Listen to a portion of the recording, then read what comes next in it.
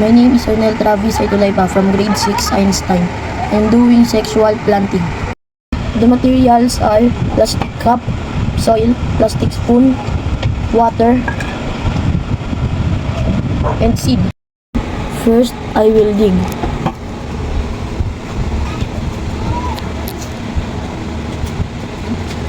Next, I will put the papaya seed.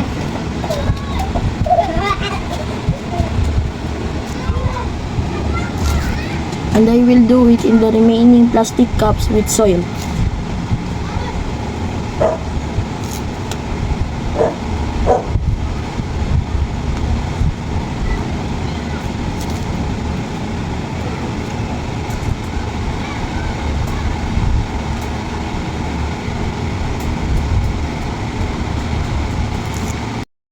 And lastly, I will put a small amount of water.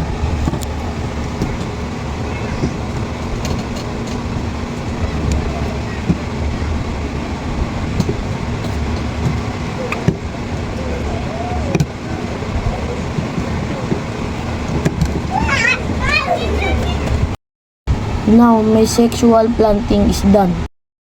We will wait for the papaya seed to be grown up.